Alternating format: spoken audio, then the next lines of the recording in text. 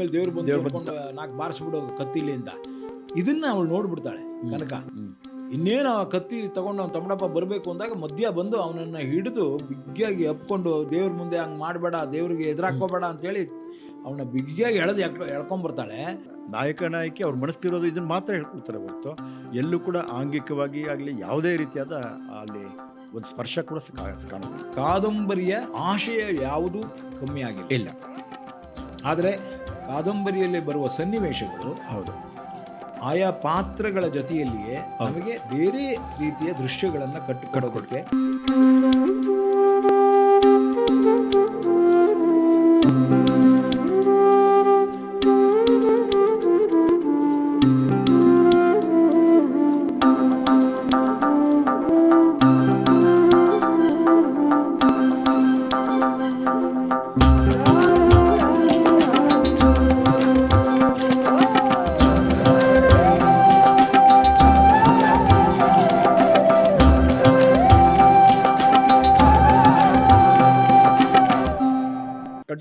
ಕಾದಂಬರಿಲಿದ್ದಂಥ ಒಂದು ಮೂಲ ಕಥೆಯ ಆ ಸನ್ನಿವೇಶವನ್ನ ನಾವು ಚಿತ್ರಕಥೆಯಲ್ಲಿ ಬಹು ಸೂಕ್ಷ್ಮವಾಗಿ ಅದನ್ನು ಬಳಸಿಕೊಂಡು ಸ್ವಲ್ಪ ಅದರ ಆಶಯವನ್ನಷ್ಟೇ ಬಳಸಿಕೊಂಡು ಅದರ ದೃಶ್ಯಗಳನ್ನು ನಾವು ಬೇರೆ ರೀತಿ ಮಾಡಿದ್ರೆ. ಯಾಕಂದ್ರೆ ಕಥೆ ಆಶಯಕ್ಕೆ ಎಲ್ಲೂ ಧಕ್ಕೆ ತಂದಿಲ್ಲ. ಪ್ರತಿಯೊಂದು ಹಾಗೆ ಹೋಗಿದಿರಿ, ಯಾವತ್ತೂ ನೀವು ಆ ಥರ ಮಾಡಿಲ್ಲ. ಕಾದಂಬರಿಕಾರರ ಬಗ್ಗೆ ನಿಮಗೆ ಭಾಳ ಆ ವಿಷಯದಲ್ಲಿ. ಆದರೆ ಹೇಳಬೇಕಾದ್ರೆ ಪ್ರೇಕ್ಷಕನಿಗೆ ಇಡಿಸೋ ರೀತಿಯಲ್ಲಿ ಹೇಳಬೇಕು. ಅದನ್ನು ನೀವು ಬಹಳ ಸಮಯೋಚಿತವಾಗಿ ಇಲ್ಲಿ ಏನಾಗುತ್ತೆ, ತಾನು ಮದುವೆ ಆಗೋದಕ್ಕೆ ಅಂತ ಡಿಸೈಡ್ ಮಾಡ್ತಾರೆ, ಫ್ರೆಂಡ್ಸ್ ಎಲ್ಲ ಸೇರ್ಕೊಂಡು ಒಂದು ಪ್ಲಾನ್ ಮಾಡ್ತಾರೆ. ಅದು ಯಾವ ತರದ ಪ್ಲಾನ್ ಅಂದ್ರೆ ಮೃಚಕಟಕದಲ್ಲಿ ಬಂಡಿಗಳು ಹೋಗಿ ಶಕಾರನ ಬಂಡಿ ಬರುತ್ತಲ್ಲ, ಆ ರೀತಿ ಆಗುತ್ತದು. ನನಗೆ ರಂಗಭೂಮಿ ಅಲ್ಲಿ ಹೆಲ್ಪ್ ಆಗಿದೆ ನಂಗೆ. ಹೌದು ಶಕಾರ ಜ್ಞಾಪಕ ಬಂದ ಬದಲಾವಣೆ ಆಗೋದು. ಹೌದು, ಇವ್ರು ಒಪ್ಕೊಂಡು ಇವಳನ್ನ ಕರ್ಕೊಂಡು ಬಾ ಅಂತ ಒಂದು ಬಂಡಿ ಹೋಗುತ್ತೆ. ಹೌದು, ಇದನ್ನು ಕೇಳಿಸ್ಕೊಂಡಿದ್ದಂತ ಅವನು ಇಷ್ಟಪಡ್ತಿದ್ದ ಅಂದ್ರೆ ಇವಳು ಕಾಳಿ ನಾನು ಮದುವೆ ಆಗೋ ಗಂಡನ ಇವಳು ಯಾರೋ ಹಿಂಗ್ ಮಾಡ್ತಿದ್ದಾಳಲ್ಲ ಅಂದ್ಬಿಟ್ಟು ಹೋಗಿ ತಮ್ಮಡಪ್ಪಂಗೆ ಹೇಳಿ, ತಮ್ಮಡಪ್ಪ ಇನ್ನೊಬ್ಬನಿಗೆ ಹೇಳಿ, ಸೊ ಅವ್ರು ಅಷ್ಟೂ ಜನ ಸಿಂಗಾರಿ ಮತ್ತು ತಮ್ಮಡಪ್ಪ ಮತ್ತು ಅಂದಾನಿ ಒಂದು ಪ್ಲಾನ್ ಮಾಡಿ, ಆ ಗಾಡಿ ಬರೋದಕ್ಕೆ ಮುಂಚೆ ಇನ್ನೊಂದು ಗಾಡಿಯನ್ನು ಕಳಿಸಿ ಅವಳಿಗೆ ಪಾಪ ಕನ್ಫ್ಯೂಷನ್, ಇದೇ ಗಾಡಿ ಇರಬೇಕೇನೋ ಅಂತ ಅನ್ಕೊಂಡು ಆ ಗಾಡಿ ಕೂತ್ಕೋತಾಳೆ. ಹೌದು, ಕೃಷ್ಣ ಕಳಿಸಿದಾನೆ ಅಂತಾನೆ ಹೇಳ್ತಾನೆ. ಹೌದು, ಕೂತ್ಕೊಂತಾಳೆ. ಕರ್ಕೊಂಡು ಬಂದು ದೇವಸ್ಥಾನದಲ್ಲಿ ಬಲವಂತವಾಗಿ ಅಂದಾನಿ ಕೈಲಿ ತಾಳಿ ಕಳಿಸ್ತಾರೆ. ತಾಳಿ ಕಟ್ಟೋ ಸಂದರ್ಭದವರೆಗೂ ಗೊತ್ತಿಲ್ಲ ಅವಳಿಗೆ ಯಾರು ತನಗೆ ಇದು ಮಾಡ್ತಾ ಇದಾರೆ. ಆ ರೀತಿಯಾಗಿ ಅದನ್ನ ಒಂದು ಇದಿದೆ, ಅದೇ ಥರನೇ ಹೆಣ್ಕೊಂಡು ಹೋಗ್ತೀರಿ. ಒಂಥರ ಸಂಚಿಗೆ ಬಲಿ ಆಗ್ಬಿಡ್ತಾಳೆ ಅವಳು. ಆ ಸಂಚು ವಿರೋಧಿಸ್ತಾಳೆ ಅವಳು, ಅದನ್ನು ವಿರೋಧಿಸ್ತಾಳೆ ಅವಳು ಆಗ್ಲೂ ಕೂಡ. ಆದ್ರೆ ಬಿರುದೇ ಕಟ್ಟಿಸ್ತಾರೆ ಇವರು. ಆಮೇಲೆ ಮನೆಗೆ ವಾಪಸ್ ಹೋಗೋಣ ಅಂದ್ರೆ ಮನೇಲಿ ಅವರು ಮನೆ ಇಡೀ ಊರು ಅವಳ ಎದುರಿಗೆ ನಿಂತ್ಕೊಂಡ್ಬಿಟ್ಟಿರ್ತಾರೆ. ಅವಳೇನಾದ್ರು ಬಂದ್ರೆ ಕತ್ತರಿಸ್ಬಿಡ್ತೀವಿ ಅಂತ, ಯಾಕಂದ್ರೆ ನಮ್ಮ ಮಾನ ಮರ್ಯಾದೆ ಎಲ್ಲ ಹರಾಜ್ ಹಾಕ್ಬಿಟ್ಲು ಅವಳು ಅಂತ, ಓಡೋಗ್ಬಿಟ್ಲು ರಾತ್ರಿ ಅಂತ ಹೇಳಿ. ಸೊ ಹೀಗಾಗಿ ಆ ಕಡೆ ತವ್ರ ಮನೆ ಇಲ್ಲ, ಹೌದು, ಈ ಕಡೆ ಅತ್ತೆ ಮನೆ ಅವಳದಲ್ಲ, ಅಲ್ಲ ಕೃಷ್ಣನ ಮನೆಗೆ. ಹೌದು, ಕೃಷ್ಣ ಮನೆ ಅಂತ ಬಂದ್ಲು ನೋಡಿದ್ರೆ ಯಾವನೋ ಅಂದಾನಿ ಜೊತೆ ಮದುವೆ ಆಗೋಯ್ತು. ಅಂತಹ ಒಂದು ವಿಧಿ ಆಟದಲ್ಲಿ ಅವಳು ಸಿಗಾಕೊಂಡ್ಬಿಡ್ತಾಳೆ. ಅದು ಭಾಳ ಚೆನ್ನಾಗಿ ಬರುತ್ತೆ ಅದು. ಯಾಕೆಂದರೆ ನಿಮ್ಮಲ್ಲಿ ಏನಾಗುತ್ತೆ, ಇವನು ಕಾದಿರ್ತಾನೆ ನಾಯಕ ಕೃಷ್ಣ, ಅವಳು ಬರೋದಿಲ್ಲ, ಎಲ್ಲಿದ್ದಾಳೆ ಅಂತ ಗೊತ್ತಾಗಲ್ಲ. ಇವನು ಹಿಂದಿರುಗಬೇಕಾದ್ರೆ ಮದುವೆ ಎಲ್ಲ ಆಗಿ ಅದ್ರ ಮೆರವಣಿಗೆ ಹೊರಡ್ತಿರುತ್ತೆ. ನೋಡಿದಾಗ ಇವನಿಗೆ ಇದಾಗ್ಬಿಡುತ್ತೆ. ತಕ್ಷಣ ಇವನಿಗೆ ಆಕ್ರೋಶ ಬಂದ್ಬಿಟ್ಟು, ಏನು ನನಗೆ ಹೇಳಿದ್ದು ಒಂದು, ಇವಳು ಮಾಡ್ತಿರೋದು ಒಂದಲ್ಲ ಅಂತ. ಅದೇನೆ ಅವನ ಗೊಂದಲ ಏನು ಅಂದ್ರೆ, ಯಾಕೆ ಈ ಥರ ನನ್ನ ಜೊತೆ ಮದುವೆ ಆಗ್ತೀನಿ, ರಾತ್ರಿ ಬರ್ತೀನಿ ಇಂದವಳು ಬರ್ದೇನೆ, ಹೌದು ಅವನ ಜೊತೆ ಮದುವೆ ಆಗಿ ಹೋಗಿದ್ದಾಳಲ್ಲ, ಆಗ ನನಗೆ ಮೋಸ ಮಾಡಿದಾಳೇನೋ ಇವಳು ಅನ್ನೋ ರೀತಿ ಇದಾಗ್ಬಿಡುತ್ತೆ. ಹೌದು, ಆಗ ಅವನು ಒಂಥರ ಇದಾಗಿ ಅವನು ಆಯುಧ ತೊಗೊಳಕ್ಕೆ ಹೋಗ್ತಾನೆ. ಆಗ ಇನ್ನೂರು ಬರುವಂಥದ್ದು, ಅವ್ನು ಸಮಾಧಾನ ಮಾಡುವಂಥದ್ದು, ಅದು ಭಾಳ ಚೆನ್ನಾಗಿದೆ. ಇದು ಯಾಕೆಂದರೆ ಎಲ್ಲೋ ಒಂದು ಕಡೆ ರಕ್ತಪಾತ ಆಗೋದನ್ನು ಆ ಕ್ಷಣದಲ್ಲಿ ತಪ್ಪಿಸಿ ಸ್ವಲ್ಪ ಸಮಾಧಾನವಾಗಿ ವ್ಯವಧಾನವಾಗಿ ನೋಡೋಣ, ಕಾಯೋದು. ಮತ್ತು ಯಾಕೆಂದ್ರೆ ಈಗಾಗಲೇ ಅವಳು ಇದಾಗಿದೆ, ಮದುವೆ ಆಗಿದೆ. ಸೊ ಆ ಹೆಣ್ಣನ್ನು ನಾವು ಗೌರವಿಸಬೇಕು ಅಂತ ಹೇಳಿ ಆ ರೀತಿಯಾಗಿ ಒಂದು ಇದನ್ನು ಐನೋರ್ ಕೈಲಿ ಹೇಳಿಸೋದು. ಊರಿನ ಕಟ್ಟುಪಾಡಿಗೆ ಬೀಳೋ ಹಾಗೆ ಮಾಡಿ, ಹೌದು, ಸಮಾಜದ ಕಟ್ಟುಪಾಡು, ಊರಿನ ಕಟ್ಟುಪಾಡು, ಅದನ್ನು ಗೌರವಿಸಬೇಕು ಅಂತ ಹೇಳಿ ಹೇಳುವಂಥ, ಅದು ಒಂಥರ ಬಲವಂತವಾಗಿ ಆಗುವಂಥದ್ದು. ಒಟ್ಟಿನಲ್ಲಿ ಕೃಷ್ಣ ತಾನೇ ಅವಳನ್ನು ಬರ್ಲಿಕ್ಕೆ ಹೇಳಿದ್ದು. ಹೌದು, ಹಾಗಾಗಿ ತನ್ನ ಗಿಲ್ಟನ್ನು ಅವನು ಫೀಲ್ ಮಾಡ್ತಾನೆ. ಹೌದು, ತನ್ನಿಂದಾಗಿ ಅವಳು ಈ ಥರ ಸಿಗಾಕೊಂಡ್ಬಿಟ್ಲು ಅನ್ನೋದು ಆಮೇಲೆ ಗೊತ್ತಾಗುತ್ತೆ ಅವನಿಗೆ. ಅವಳನ್ನ ಬಲವಂತವಾಗಿ ಮದುವೆ ಮಾಡಿಸಿದ್ ಯಾರು ಅನ್ನೋದು ಆಮೇಲೆ ಗೊತ್ತಾಗುತ್ತೆ. ಹೌದು, ಆಮೇಲೆ ಹೋಗಿ ಅವ್ರ ಮೇಲೆ ಹೌದು ತಿಳ್ಸಕ್ ಹೋಗ್ತಾನೆ, ಜಗಳ ಆಡ್ತಾನೆ. ಹೌದು, ಬಟ್ ಅದನ್ನ ವಿಧಿ ಇಲ್ಲದೆ ಏನೂ ಮಾಡೋಕ್ಕಾಗಲ್ಲ. ಯಾಕೆಂದ್ರೆ ಅವಳು ಕೀಳ್ ಜಾತಿಯವಳು, ಇವನು ಮೇಲ್ ಜಾತಿಯವನು. ಸೊ ಆ ಮದುವೆ ಆಗೋದನ್ನ ತಪ್ಪಿಸಿದ್ದೆ ನಾನು ಅಂತ ಹೇಳಿ ಸಿಂಗಾರಿ ಗೌಡ ಇಡೀ ಊರಿಗೆ ಹೇಳ್ಬಿಡ್ತಾನೆ. ಅವ್ರ ಅಣ್ಣಂಗೆ ಹೇಳ್ತಾನೆ. ನ್ಯಾಯದ ಕಟ್ಟೆಯ ನ್ಯಾಯ ಹೇಳುವಂತ ಅಣ್ಣ, ಹೌದು, ನಾನು ಹೆಂಗಪ್ಪ ಹಿಂಗೆ ಇದನ್ನ ಒಪ್ಕೊಳ್ಳಿ ಅನ್ನೋ ತರ ಆಗುತ್ತೆ. ಅವನಿಗೆ ದ್ವಂದ್ವ ಶುರು ಆಗುತ್ತೆ ಇವನಿಗೆ. ಕೃಷ್ಣನಿಗೆ ಹೌದು, ತಾನು ಯಾವುದೋ ಒಂದು ಇದರಲ್ಲಿ ಪ್ರೀತಿ ಮಾಡಿಬಿಟ್ಟಿದ್ದೀನಿ, ಅವಳನ್ನು ಕಟ್ಕೊಂಡ್ಬಿಟ್ಟಿದ್ರೆ ಎಲ್ಲ ಮುಗಿದೋಗ್ತಿತ್ತೇನೋ, ಆದರೆ ಅದನ್ನ ಅವಳು ಇಲ್ಲಿ ನನ್ನಿಂದಾಗಿ ಅವಳು ಇಲ್ಲಿ ಮದುವೆ ಆಗಿ ಬಂದ್ಬಿಟ್ಲು ಹೌದು ಅನ್ನೋದು ಅವನ ತಲೆಗೆ ಬಂದು. ಹಾಗೇನೆ ಅವಳು ನಾನು ಇಲ್ಲಿ ಬಂದಿದ್ದೇ ಯಾವುದೋ ಕಾರಣಕ್ಕೆ ಹೆಂಗೋ ಬಂದು ಸಿಗಾಕೊಂಡಿದ್ದೀನಿ, ಆದರೆ ನನ್ನ ಪಾವಿತ್ರ್ಯತೆ ಕಾಪಾಡ್ಕೊಳ್ಳಿ ಮತ್ತು ಎದುರಿಗೆ ಇವನು ಇದಾನಲ್ಲ ಅನ್ನೋ ಸಂತೋಷಕ್ಕೆ ಸಾಕು, ನನಗೆ ಅಷ್ಟೇ ಇದ್ರೆ ಸಾಕು, ನೋಡ್ಕೊಂಡು ನಾನು ನನ್ನ ಜೀವನ ಕಳೆದೋಗ್ತೀನಿ ಅಂತ ಅವಳು ಅನ್ಕೋತಾಳೆ. ಅಂದರೆ ಪ್ರೀತಿ ಎಲ್ಲೂ ಕಮ್ಮಿ ಆಗೋಲ್ಲ. ಆಂತರಿಕವಾಗಿ ಇಬ್ಬರಿಗೂ ಕೂಡ ಪಾವಿತ್ರ್ಯತೆ ಇದೆ, ಒಬ್ರಿಗೊಬ್ರು ಅರಿತುಕೊಳ್ತಾರೆ, ಆದರೆ ಒಬ್ರಿಗೊಬ್ರು ಹಿತ ಕಾಯಲಿಕ್ಕೆ ಪ್ರಯತ್ನ ಪಡ್ತಾ ಇರ್ತಾರೆ, ಎಲ್ಲೂ ಕೂಡ ಕ್ರಾಸ್ ಮಾಡಲ್ಲ. ಇಡೀ ಫಸ್ಟ್ ಹಾಫ್ ಅಲ್ಲಿ ಹೌದು ನಮಗೆ ಈ ರೀತಿಯ ಡ್ರಾಮೆಟಿಕ್ ಟ್ವಿಸ್ಟ್ಗಳಿಂದಾಗಿ, ಹೌದು, ಮೊದಲನೇದಾಗಿ ಒಂದು ಪರಿಸರ, ಒಂದು ಜಾತ್ರೆಯಿಂದ ಪ್ರಾರಂಭವಾದ ಪರಿಸರ ಹೌದು ನಿಧಾನವಾಗಿ ಹಳ್ಳಿಯ ಪರಿಸರ ಹೇಗಿತ್ತು ಅಂತ ಹೇಳ್ತಾ ಹೋಗುತ್ತೆ. ಐನೂರು ಅವರ ಜಾತಿ ವ್ಯವಸ್ಥೆ ಇತ್ಯಾದಿಗಳು, ಜಾತಿ ವ್ಯವಸ್ಥೆ ಇವೆಲ್ಲವನ್ನ ಹೇಳ್ತಾ ಹೋಗುತ್ತೆ. ಆ ಕಡೆ ಅವಳ ಮನಸ್ಸಿನಲ್ಲಿ, ಅವಳ ಮನೆಯಲ್ಲಿ ಇದ್ದಂತಹ ಪ್ರಾಬ್ಲಮ್, ಅವಳ ಮಲತಾಯಿ ಇದ್ಲು ಮತ್ತು ಅವಳನ್ನ ಹೆಂಗೋ ಯಾರಿಗೋ ಕೂಡಿಕೆ ಮಾಡಕ್ ಹೊಟ್ಟಿದ್ಲು, ಅದು ಕಾದಂಬರಿಲೂ ಇದೆ. ಹೌದು. ಸೊ ಅವೆಲ್ಲವನ್ನ ಮೀರಿಕೊಂಡು ಅವಳು ಇಲ್ಲಿ ಬಂದಾಗ ಇಲ್ಲಿ ವಿಧಿಯಾಟಕ್ಕೆ ಸಿಕ್ಕಾಕೋತಾಳೆ, ಹೌದು, ಆ ಸಂಚಿಗೆ ಸಿಕ್ಕಾಕೋತಾಳೆ. ಸೊ ವಿಧಿ ಇಲ್ಲದೆ ಇಂಟರ್ವಲ್ಗೆ ಮುಂಚೆ ಅವಳಿಗೆ ಮದುವೆ ಆಗಿದೆ. ಹೌದು, ಇವನು ತನ್ನ ಕೋಪವನ್ನು ಅದುಮಿಟ್ಕೋತಾನೆ. ಅಲ್ಲಿಗೆ ಇಂಟರ್ವಲ್ ಬರುತ್ತೆ. ಸೊ ಒಂದು ಅರ್ಥದಲ್ಲಿ ಕಾದಂಬರಿಯ ಆಶಯ ಯಾವುದೂ ಕಮ್ಮಿ ಆಗಿಲ್ಲ, ಆದರೆ ಕಾದಂಬರಿಯಲ್ಲಿ ಬರುವ ಸನ್ನಿವೇಶಗಳು ಹೌದು ಆಯಾ ಪಾತ್ರಗಳ ಜೊತೆಯಲ್ಲಿಯೇ ನಮಗೆ ಬೇರೆ ರೀತಿಯ ದೃಶ್ಯಗಳನ್ನು ಕಟ್ಟಿಕೊಡೋದಕ್ಕೆ, ನಾಟಕೀಯ ದೃಶ್ಯಗಳನ್ನು ಕಟ್ಟಿಕೊಡೋದಕ್ಕೆ ನಮಗೆ ಇಲ್ಲಿ ಬಹಳ ಸುಲಭ ಆಗುತ್ತೆ. ಒಂದು ರೀತಿಯಾಗಿ ಇದು ಪ್ರೇಕ್ಷಕನಿಗೆ ನೇರವಾಗಿ ಅರ್ಥ ಆಗ್ತಾ ಹೋಗುತ್ತೆ. ಎಲ್ಲೋ ಒಂದು ಕಡೆ ಅವನಿಗೆ, ಈಗ ಉದಾಹರಣೆಗೆ ಇದು ಅವನು ದುಳಪ್ಪನ ಮದುವೆ ಮಾಡಿಸ್ಲಿಕ್ಕೆ ಹೋಗೋದಿದೆಯಲ್ಲ, ಸುಮಾರಷ್ಟು ಪುಟಗಳದು, ಸುಮಾರು 20 ಪುಟಗಳು ಹೋಗುತ್ತದು.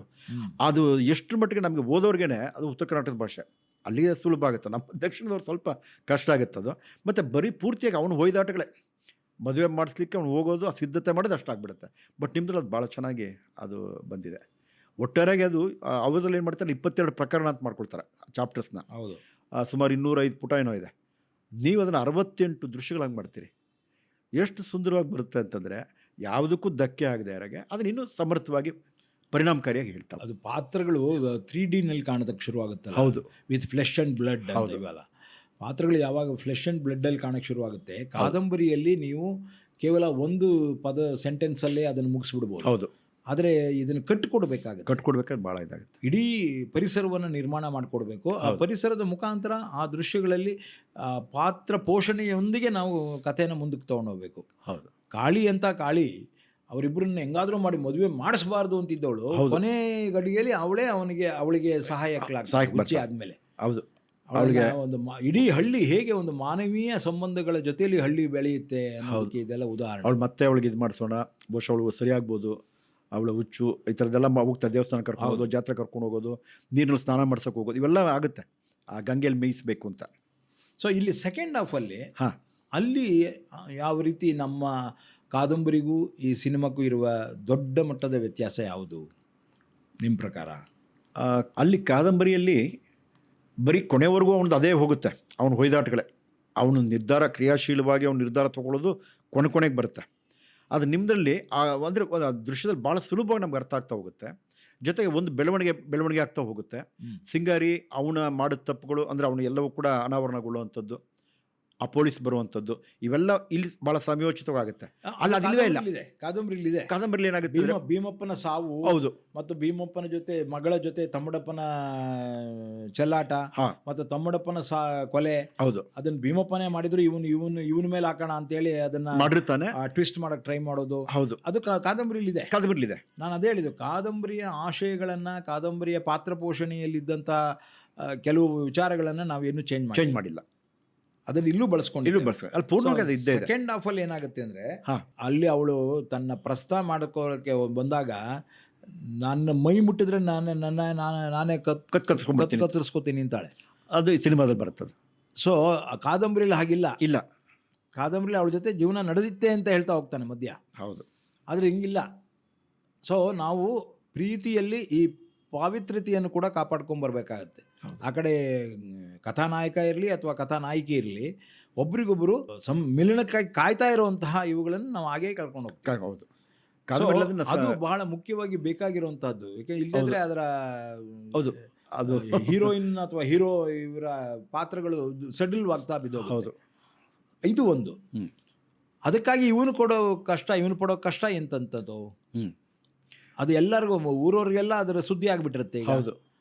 ಅದರಿಂದ ಊರಲ್ಲಿ ಇರೋಕ್ಕಾಗಲ್ಲ ಅವನಿಗೆ. ಹೌದು. ಊರು ಬಿಟ್ಟು ಅವನು ತೋಟದ ಮನೆಗೆ ಬರ್ತಾನೆ. ಹೌದು. ಎಲ್ಲರೂ ಏನು ಅನ್ಕೋತಾರೆ, ಇವಳಿಂದಾಗಿ ಇವನು ಬಂದ ಅಂತ, ತೋಟದ ಮನೆಗೆ ಹೋದ ಅಂತ. ಹೌದು. ಹಾಗಾಗಿ ಎಲ್ಲರೂ ಅವಳನ್ನೇ ದೂಷಿಸ್ತಾರೆ. ಹೌದು. ಮತ್ತೆ ಅವಳ ಮೇಲೆ ಬರುವಂಥದ್ದು. ಸೊ ಅಟ್ಲೀಸ್ಟ್ ಊರಿನಲ್ಲಿದ್ದರೆ ನಾನು ನೋಡ್ಕೊಂಡಾದರೂ ಬದುಕ್ತಾ ಇದ್ದೆ, ಈಗ ಅದನ್ನೂ ಮಾಡಿದೆ, ನೀವು ಊರಿನ ಬಿಟ್ಟು ಹೋದ್ನಲ್ಲ, ಇವನು ಕೇಳಲೇಬೇಕು ಅಂತ ಅವಳು ವಾಪಸ್ ಬರ್ತಾಳೆ. ಹೌದು. ತೋಟದ ಮನೆಗೆ ಬರ್ತಾಳೆ. ಸೊ ತೋಟದ ಮನೆಯಲ್ಲಿ ಅವಳು ಇಬ್ಬರು ಒಬ್ಬರನ್ನೊಬ್ಬರು ಮುಟ್ಟೋದಿಲ್ಲ. ಹೌದು. ಅವಾಗೊಂದು ಸೊಗಸಾದ ಗೀತೆ ಬೇರೆ ಇದೆ. ಎಷ್ಟು ಚೆನ್ನಾಗಿದೆ ಅದು ಅಂತಂದರೆ, ಎಲ್ಲೂ ಕೂಡ ನಾಯಕಿ ಅವ್ರ ಮನಸ್ಸಿರೋದು ಇದನ್ನು ಮಾತ್ರ ಹೇಳ್ಕೊಡ್ತಾರೆ ಹೊರತು ಎಲ್ಲೂ ಕೂಡ ಆಂಗಿಕವಾಗಿ ಆಗಲಿ ಯಾವುದೇ ರೀತಿಯಾದ ಅಲ್ಲಿ ಒಂದು ಸ್ಪರ್ಶ ಕೂಡ ಕಾಣೋದಿಲ್ಲ. ಬ್ಯೂಟಿಫುಲ್. ಯಾಕೆಂದ್ರೆ ಅದು ಭಾಳ ಮುಖ್ಯ ಅಂತ ಅನ್ಸುತ್ತೆ. ಯಾಕೆಂದರೆ ಈ ಥರದ ಇದು ಒಂದು ಆದರ್ಶ, ಅದೇ ಒಂದು ಆದರ್ಶವನ್ನು ಹೇಳ್ತಾ ಇದೆ. ಪ್ರೇಮಿಗಳು ಅದನ್ನು ಕಾಪಿಟ್ಕೊಳ್ಳುವಂಥದ್ದು. ಜನ್ಮ ಜೋಡಿಯಾದರೂ ಹಾಂ ಏಕೆ ಅಂತರ, ಅದು ಭಾಳ ಸೊಗಸಾದ ಗೀತೆ. ಕೊಂತಮ್ಮನ ಹಬ್ಬ ಬರುತ್ತೆ. ಹಾಂ. ಕಾದಂಬರಿಲಿ ಏನಾಗುತ್ತೆ ಅಂತಂದರೆ, ಕಾದಂಬರಿಲಿ ಈ ನೀರು ತರಕ್ಕೆ ಹೋದಾಗ ಒಬ್ಬ ಹೆಂಗಸಿಗೆ ಮೈ ಮೇಲೆ ಮಾರಿಯಮ್ಮ ಬಂದ್ಬಿಡ್ತಾಳೆ. ಹೌದು. ಅವಳು ಇಲ್ಲ, ನೀವೆಲ್ಲರೂ ನನ್ನ ಮರೆತು ಬಿಟ್ಟಿದ್ದೀರಾ, ಹಾಂ, ನೀವು ನನ್ನ ಜಾತ್ರೆ ಮಾಡಬೇಕು ಅಂತೆಲ್ಲ ಇದು ಮಾಡುತ್ತೆ. ಹಾಗಾದರೆ ನೀನೇ ಹೇಳಮ್ಮ ಏನು ಮಾಡಬೇಕು ಅಂತ. ನಿಮ್ಮ ಮನೆಗೆ, ನಿಮ್ಮ ಊರಿಗೆ ಶನಿ ಒಕ್ಕರಿಸ್ಬಿಟ್ಟಿದೆ, ಅದಾಗಿದೆ ಇದಾಗಿದೆ, ಅದರಿಂದ ನೀನು ಜಾತ್ರೆ ಮಾಡಿದ್ರೆ ಅವೆಲ್ಲ ಇದು ಮಾಡ್ಬೋದು ಅಂತ. ಹೌದು. ಆಗಾಗಲೇ ಇಷ್ಟೆಲ್ಲ ಗಲಾಟೆ ಆಗಿದ್ದರಿಂದ, ಕನಕಲ ಗಲಾಟೆ, ಕೃಷ್ಣ ಗಲಾಟೆ ಇವೆಲ್ಲ ನೋಡಿಬಿಟ್ಟು ಜನ ಅದೆಲ್ಲ ಸರಿಯಾಗಲಿ ಅಂಥೇಳಿ ಜಾತ್ರೆ ಮಾಡೋಣ ಅಂಥೇಳಿ ಜಾತ್ರೆ ಕರೀತಾರೆ. ಅಂದರೆ ಮಾರಿಯಮ್ಮನ ದೊಡ್ಡ ಪೂಜೆ ಮಾಡೋಣ ಅಂಥೇಳಿ. ಹೌದು. ಕಾದಂಬರಿಲಿ ಎಷ್ಟು ಚೆನ್ನಾಗಾಗುತ್ತೆ ಅದು ಅಂತಂದರೆ, ಪೂಜಾರಿಗೆ ಮೈ ಮೇಲೆ ದೇವರು ಬರುತ್ತೆ. ಹೌದು. ಜಾತ್ರೆ ಸಮಯದಲ್ಲಿ ಪೂಜಾರಿ ಮೈ ಮೇಲೆ ದೇವರು ಬಂದು, ನಿಮ್ಮ ಊರು ಕೆಡ್ತಾ ಇರೋ ಕಾರಣ ಇಬ್ಬರು ಅಂತೇಳಿ ಇವರಿಬ್ಬರ ಮೇಲೆ ಅದನ್ನು ಹಾಕಕ್ಕೆ ಹೋಗಿ ಕೃಷ್ಣನ ಮೇಲೆ ಹಾಕಕ್ಕೆ ಹೋಗುತ್ತೆ. ಅದು ಹೌದು. ಅಂದರೆ ಕಾನಜಿ ಮೇಲೆ ಹೇಳಕ್ಕೆ ಹೋಗುತ್ತೆ. ಕಾನಜಿಗೆ ಭಾಳ ರೇಗೋಗ್ಬಿಟ್ಟು ದೇವರಿಗೆ ಅಲ್ಲೇ ಸಿಕ್ಕಾಪಟ್ಟೆ ಒದೆಯಕ್ಕೆಲ್ಲ ಹೊಟ್ಟೋಗ್ತಾನೆ. ಅವಾಗ ಅವನ ಫ್ರೆಂಡ್ಸ್ ಎಲ್ಲ ಹಿಡಿದು ಎಳ್ಕೊಂಡು ಹೊಟ್ಟೋಗ್ತಾರೆ. ಹೌದು. ಅದಂದ್ರೆ ಇವಳು ಬರೋದು ತೊಂದರೆ ಆಗಬಾರ್ದು. ಇಲ್ಲ, ಇವಳು ಬರೋದಿಲ್ಲ ಅಲ್ಲಿ, ಕಾದಂಬರಿಲಿ ಇಲ್ಲ. ಸೊ ಇಷ್ಟಕ್ಕೆ ಇದಾಗ ಏನು ದೇವ್ರನ್ನೇ ಎದುರಾಕೊಂಬಿಟ್ನಾ ಕಾನಾಜಿ ಅವಳ ವಿಷಯಕ್ಕೆ. ಹಾಗಾದರೆ ಏನೋ ಕೇಡು ಕಾದಿದ್ಯಪ್ಪ ಇದು ಅಂತ ಹೇಳಿ ಅವೆಲ್ಲ ಇದು ಮಾಡ್ತಾರೆ. ಅದಾದ 2-3 ದಿನಗಳ ನಂತರ ನೋಡಿದ್ರೆ ತಮ್ಮಡಪ್ಪ ಸತ್ತೋಗಿರ್ತಾನೆ. ಓಕೆ, ಇದೊಂದು ಘಟ್ಟ. ಅದು ಕಾದಂಬರಿಲಿರೋದು. ಅಲ್ಲಿ ಯಾರು ಅದನ್ನು ಪೂಜಾರಿ ಇದು ಮಾಡಿರ್ತಾನೋ ಅವನು ಸತ್ತೋಗಿರ್ತಾನೆ ಅಂತ. ನಾವು ಅದನ್ನು ಹೇಗೆ ಲಿಂಕ್ ಮಾಡಿದ್ವಿ ಅಂದರೆ, ಊರಿನ ಹಿರಿಯರೆಲ್ಲರೂ ಹೋಗಿ ಇವನು ಊರಾಚೆ ಇರೋ ತನ್ನ ಕೃಷ್ಣನ್ ಕರ್ಕೊಂಡು ಬಂದು, ಇದರಿಂದ ತೋಟದ ಮನೆಯಿಂದ ಅವನ್ನ ಕರ್ಕೊಂಡು ಬಂದು, ನೀನು ಇಲ್ಲದೆ ಈ ಹಬ್ಬ ಹರಿದನ ಎಲ್ಲ ನಡೆಯೋದಿಲ್ಲಪ್ಪ, ನೀನು ಇರಬೇಕು, ನೀನು ಅಂದ್ರೆ ಊರು ಅಂದ್ರೆ ನೀನು ಅನ್ನೋ ಹಾಗೆ ಹೇಳಿ ಅವ್ನು ಕರ್ಕೊಂಡ್ಬರ್ತಾರೆ. ಹೌದು. ಕಾದಂಬರಿಯಲ್ಲಿ ಆ ರೀತಿ ಕರ್ಕೊಂಡ್ಬರೋದೇನಿಲ್ಲ. ಅವನು ಇಲ್ಲಿ ಇರ್ತಾನೆ, ಅಲ್ಲಿ ಹಬ್ಬ ಶುರುವಾಗುತ್ತೆ, ಅದಕ್ಕೆ ಬಂದು ಜಾಯ್ನ್ ಆಗ್ತಾನೆ ಅಂತಿದೆ. ಹೌದು. ಇಲ್ಲಿ ಕರ್ಕೊಂಡು ಬಂದವರು ಹೌದು ಹಬ್ಬ ಶುರು ಮಾಡ್ತಾರೆ. ಯಾವ ಹಬ್ಬ ಅದು? ಕೊಂತಮ್ಮನ ಹಬ್ಬ. ಹೌದು. ನಮ್ಮ ಕರ್ನಾಟಕದ ವಿಶಿಷ್ಟವಾದಂಥ ಒಂದು ಕೊಂತಮ್ಮನ ಹಬ್ಬ. ಅದು ಬರಗೂರು ರಾಮಚಂದ್ರಪ್ಪನವರು ಒಂದಷ್ಟು ಹಿಂಟ್ಸ್ ಕೊಟ್ಟರು ಹೇಗಿರುತ್ತೆ ಹಬ್ಬ ಎಲ್ಲ. ಸೊ ಅಣ್ಣ ಮತ್ತು ವರ್ಧಣ್ಣ ಇಬ್ಬರು ಭಾಳ ಖುಷಿ ಆಗ್ಬಿಟ್ರು ಅದನ್ನು. ಅಯ್ಯೋ ನಮ್ಮೂರಲ್ಲೂ ಹಿಂಗೆ ಇದೆ ಅಂತ ಅವರು, ನಮ್ಮ ಕಾಡಿನಲ್ಲೂ ಹಿಂಗೆ ಇರುತ್ತೆ ನಮ್ಮ ಕಾಡಲ್ಲಿ. ಸೊ ಅದನ್ನೆಲ್ಲ ಕೇಳಿದ ಮೇಲೆ ಅದನ್ನು ಡೀಟೇಲ್ಡಾಗಿ ಮಾಡಬೇಕು ಅಂತ. ಸಿನಿಮಾದ ಪ್ಲಸ್ ಪಾಯಿಂಟ್ ಏನಪ್ಪ ಅಂತಂದರೆ, ಈ ರೀತಿಯ ಒಂದು ಜಾತ್ರೆಯನ್ನು ನಾವು ಮತ್ತೆ ಮರುಕಳಿಸಿ ಅದರಲ್ಲಿ ಕೃಷ್ಣ ಇನ್ವಾಲ್ವ್ ಆಗ್ತಾನೆ, ಹಾಡ್ತಾನೆ, ಕುಣಿತಾನೆ. ಆಮೇಲೆ ಅವಳಿಗೆ ಸೈಲೆಂಟಾಗಿ ಅವನನ್ನೇ ನೋಡ್ಕೊಂಡು ಬರ್ತಿರ್ತಾಳೆ, ಎಲ್ಲೂ ಒಬ್ರೊಬ್ರು ಇದು ಮಾಡಲ್ಲ. ಕಾಳಿ ಭಾಳ ಎಂಜಾಯ್ ಮಾಡ್ತಿರ್ತಾಳೆ ಕೃಷ್ಣ ಬಂದಲ್ಲ ಅನ್ನೋದಕ್ಕೆ. ಇವನ್ನೆಲ್ಲ ಭಾಳ ಎವ್ರಿಬಡಿ ಈಸ್ ಹ್ಯಾಪಿ ಅನ್ನೋ ಥರ ತೋರಿಸಿ ತಮ್ಮಡಪ್ಪನ ಮೈ ಮೇಲೆ ದೇವರು ಬಂದ್ಬಿಡುತ್ತೆ. ಬಂತು ಅಂತ ಮಾಡೋದು. ಒಂದು ಅವನು ನೇರವಾಗಿ ಕೃಷ್ಣನ ದೂರ್ತಾನೆ, ನೀನು ಮತ್ತು ಕನಕ ಇಬ್ರು ಸೇರ್ಕೊಂಡು ನಮ್ಮ ಊರನ್ನ ಹಾಳು ಮಾಡ್ತಾ ಇದ್ದೀರಿ ಅಂತ. ಅದು ಇವನಿಗೆ ರೇಗಿಬಿಡುತ್ತೆ. ದೇವರು ಎಲ್ಲದ್ರ ಬಗ್ಗೆನೂ ಹೇಳ್ಬೇಕಪ್ಪ, ಅದೇ ನಮ್ಮಿಬ್ಬರ ಬಗ್ಗೆನೇ ಹೇಳ್ತಾ ಇದ್ದಾನಲ್ಲ, ಏನೋ ಇದೆ ಇಲ್ಲಿ ಅಂದ್ಬಿಟ್ಟು 4 ಒದಿತೀನಿ ನೋಡು ಅಂತ ಬರ್ತಾನೆ. ಸೊ ದೊಡ್ಡ ಜಗಳ ಆಗುತ್ತೆ. ತಮ್ಮಡಪ್ಪ ಇವನು ಸಿಂಗಾರಿ ಒಂದು ಕತ್ತಿ ಕೊಡುತ್ತಾನ ಅವನು, ಹೊಡೆದಾಕ್ಬಿಡು ಅಂತ ಅವನು ಕೃಷ್ಣನ್ನ. ಅದೇ ಮೈ ಮೇಲೆ ದೇವ್ರು ಬಂದು 4 ಬಾರಿಸ್ಬಿಡು ಕತ್ತಿಲಿ ಅಂತ. ಇದನ್ನ ಅವಳು ನೋಡ್ಬಿಡ್ತಾಳೆ ಕನಕ. ಇನ್ನೇನು ಆ ಕತ್ತಿ ತಗೊಂಡು ಅವ್ನು ತಮ್ಮಡಪ್ಪ ಬರಬೇಕು ಅಂದಾಗ ಮಧ್ಯ ಬಂದು ಅವನನ್ನು ಹಿಡಿದು ಬಿಗ್ಗಿಯಾಗಿ ಅಪ್ಕೊಂಡು ದೇವ್ರ ಮುಂದೆ ಹಂಗೆ ಮಾಡಬೇಡ, ದೇವ್ರಿಗೆ ಎದುರಾಕೋಬೇಡ ಅಂತೇಳಿ ಅವನ್ನ ಬಿಗ್ಗಿಯಾಗಿ ಎಳ್ಕೊಂಬರ್ತಾಳೆ. ಅಲ್ಲಿವರೆಗೂ ಕಿರ್ಚಾಡಿ ಎಲ್ಲ ಮಾಡ್ತಿದ್ದವ್ರು ಎಲ್ಲ ಸೈಲೆಂಟ್ ಆಗಿಬಿಡ್ತಾರೆ. ಸೊ ನಾವು ಮಾಡಿದ ಚೇಂಜ್ ಏನಪ್ಪ ಇಲ್ಲಿ ಅಂತಂದರೆ, ಕಾದಂಬರಿನಲ್ಲಿ ಇತ್ತು ಅದು, ಆ ಘಟನೆ ಇದೆ.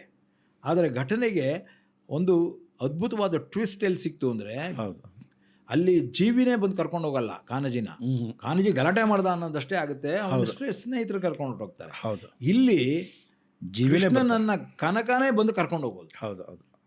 ತಡಿತಾಳೆ ದೇವ್ರ ಎದುರಿಗೆ ಹಂಗೆ ಮಾಡಬೇಡ ಅಂತೇಳಿ ಅವನನ್ನು ಜನರ ಎದುರಿಗೆ, ಇಡೀ ಊರಿನ ಜನರ ಎದುರಿಗೆ ಹಿಡಿದು ಅಪ್ಪಿಕೊಂಡು ಎಳ್ಕೊಂಬಂದ್ಬಿಡ್ತಾಳೆ.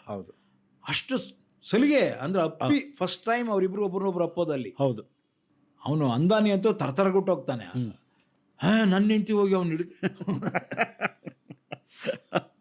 ಅಂದರೆ ಇಡೀ ಸಮಾಜದಲ್ಲಿ ಆ ಸಿಸ್ಟಮ್ ಹೇಗಿತ್ತು, ವ್ಯವಸ್ಥೆ, ಅದರ ಪ್ರಶ್ನೆಗಳನ್ನು ಹೇಳ್ತಾ ಹೋಗುತ್ತೆ. ಅವಳು ಇಷ್ಟು ದಿವಸ ಅವನಿಗೆ ಮೈ ಕೊಟ್ಟವಳಲ್ಲ, ಮನಸ್ಸು ಕೊಟ್ಟವಳಲ್ಲ, ಆ ಮನೇಲಿದ್ಲು ಅಷ್ಟೇ. ಅವನಿಗೆ ಬೇಯಿಸಾಕಿದ್ಲು, ಅವ್ರಿಗೆ ಅಮ್ಮಂಗೆ ಬೇಯಿಸಾಕಿದ್ಲು, ಏನೋ ಕೆಲಸ ಮಾಡ್ಕೊಂಡಿದ್ಲು ಹೊರತು. ಮತ್ತು ಮನಸ್ಸು ಮೈ ಎರಡೂ ಇವಂದೇ ಅಂತ ಅಂದ್ಕೊಂಡೇ ಬದುಕಿದ್ದು. ಇವನು ಹಾಗೇನೆ, ಇಬ್ಬರು ಪರಸ್ಪರ, ನಾನು ಬೇರೆ ಹೆಣ್ಣು ಬೇಡ, ಯಾರು ಬೇಡ, ಇನ್ಯಾರನ್ನು ಕಣ್ಣೆತ್ತು ನೋಡೋದಿಲ್ಲ ನಾನು. ಮೈ ಮೇಲೆ ಬೀಳ್ತಾ ಇರ್ತಾರೆ, ಗಾಳಿ ಮೈ ಮೇಲೆ ಬೀಳ್ತಿರ್ತಾರೆ ಆಗಿದ್ದು. ಸೊ ಅಂತಹ ಪ್ಯೂರ್ ಅನ್ನುವಂಥ ಒಂದು ಪ್ರೀತಿಯ ಇದರಲ್ಲಿ ಈ ಕೊಂಕು ಮಾತು, ಈ ಬೇಕು ಅಂತ ಮಾಡಿದ ಹುನ್ನಾರ, ಇವೆಲ್ಲ ಅಂದಾಗಿ ಅವನು ರೇಗಿ, ದೇವ್ರ ಬಾಯಲ್ಲಿ ಆ ಮಾತು ಬರಬಾರ್ದು, ಸಾಧ್ಯನೇ ಇದನ್ನ ಹೇಳಿ. ಅಲ್ಲೂ ಕೂಡ ಅವನಿಗೆ ಕೋಪ ಬಂದಾಗ 500 ಬರ್ತಾರೆ. ಆದ್ರೆ ಅಷ್ಟರಲ್ಲಾಗಲೇ ಅವಳು ಅವನನ್ನು ತಪ್ಪಿಸಿ ಇಟ್ಕೊಂಡ್ಬಿಡ್ತಾಳೆ. ಎಲ್ಲರೂ ಸೈಲೆಂಟ್ ಆಗಿ ನೋಡ್ತಾ ಇರ್ತಾರೆ. ಅಲ್ಲಿ 500 ಹೇಳ್ತಾರೆ, ಈ ಥರ ದೇವರು ಯಾವತ್ತೂ ದೌರ್ಜನ್ಯ ಮಾಡೋಲ್ಲ, ದಯೆ ಇರುತ್ತೆ ದಯೆಯಲ್ಲಿ ಅಂತ. ದೇವ್ರನ್ನ ಈ ರೀತಿ ಎಲ್ಲ ಮಾಡಬೇಡಿ ನೀವು, ದಯವಿಟ್ಟು ಎಲ್ಲರೂ ಹೋಗಿ ಮನೆಗೆ ಹೋಗಿ ಅಂತ ಎಲ್ಲರನ್ನೂ ಕಳಿಸ್ತಾನೆ. ಎಲ್ಲರೂ ಹೋಗ್ತಾರೆ. ಆದರೆ ಇವನ ಮನಸ್ಸು ಹೆಂಗಾಗ್ಬಿಟ್ಟಿರುತ್ತೆ ಅಂದರೆ, ಫಸ್ಟ್ ಟೈಮ್ ಅವಳನ್ನ ಹಿಡಿದು ಎಳ್ಕೊಂಬಂದಿರ್ತಾಳೆ ಅವಳು.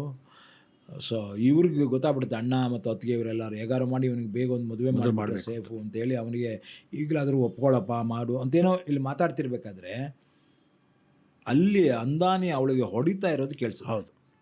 ಭಾಳ ಹಿಂಸೆ ಕೊಡ್ತಾನೆ, ವಾಡ್ ಚೆಚ್ಚಾಗಿ ಏನೋ ಮಾಡ್ತಿರ್ತಾನೆ. ಅದನ್ನು ಕೇಳಿ ತಡೆಯೋಕ್ಕಾಗಲ್ಲ ಅವನಿಗೆ. ಸೊ ನಮಗೆ ಡ್ರಾಮೆಟಿಕಲಿ ಹೇಗೆ ಒಂದು ಡ್ರಾಮಾಯಿಂದ ಇನ್ನೊಂದು ಡ್ರಾಮಾಗೆ ಅದು ಹೆಲ್ಪ್ ಆಗ್ತಾ ಬಂತು ಅಂದರೆ, ಕಾದಂಬರಿಲಿ ಇದೆ. ಆದರೆ ಅದನ್ನು ಅವರು ಎಷ್ಟು ಬೇಕೋ ಅಷ್ಟು ಹೇಳಿ ಮುಂದಕ್ಕೆ ಹೋಗ್ತಾ ಇದ್ರಲ್ಲ. ಅಲ್ಲಿ ಸ್ನೇಹಿತರು ಕರ್ಕೊಂಡು ಹೋಗ್ತಿದ್ರು, ಇಲ್ಲಿ ಕನಕನೇ ಕರ್ಕೊಂಡು ಹೋಗ್ತಾಳೆ, ಕನಕನೇ ಅವನ್ನ ತಡಿತಾಳೆ. ಅದರಿಂದಾಗಿ ಕನಕ ಮತ್ತು ಕೃಷ್ಣರ ಈ ಒಳ ಮನಸ್ಸಿನ ಈ ತುಮುಲ ಇಡೀ ಊರಿಗೆ ಗೊತ್ತಾಗ್ಬಿಟ್ಟಿರುತ್ತೆ. ಆ ಕಡೆ ಅದನ್ನು ಆಗಾರಿ ನೀನು ಅವನ ಜೊತೆ ಬಾಳ್ವೆ ಮಾಡಬೇಕು ಅಂತಿದ್ಯಾ, ಹಾಗೆ ಹೀಗೆ ಆದರ್ಗಿತ್ತಿ ನೀನು ಹಾಗೆ ಅಂತ ಅಲ್ಲಿ ಅವಳಿಗೆ ಹೊಡಿತಾ ಇದ್ದೆ ಸೌದೆ ತೊಗೊಂಡು. ಇಲ್ಲಿ ಇವನಿಗೆ ಅವಳಿಗೆ ಏಟು ಬಿದ್ದಾಗ ಅವಳ ಕಿರ್ಚಾಟ ಇವನ ಮನಸ್ಸಿಗೆ ತಡೆಯೋಕ್ಕಾಗಲ್ಲ. ಹೋಗಿ ಅವನು ಹೇಳ್ತಾಳೆ, ಅವಳಲ್ಲ, ಅವಳು ಬೆಂಕಿ, ಅವಳು ನನ್ನ ಜೊತೆ ಏನೂ ಯಾವುದೇ ರೀತಿ ಸಂಬಂಧ ಇಟ್ಕೊಂಡಿಲ್ಲ, ಫಿಸಿಕಲ್ ಸಂಬಂಧ ಏನೂ ಇಲ್ಲ, ನೀನು ಅವಳ ಬಗ್ಗೆ ಹಂಗಾರ ಮಾತಾಡಿದ್ರೆ ತೂತಾಕ್ಬಿಡ್ತೀನಿ ಅಂತಾನೆ.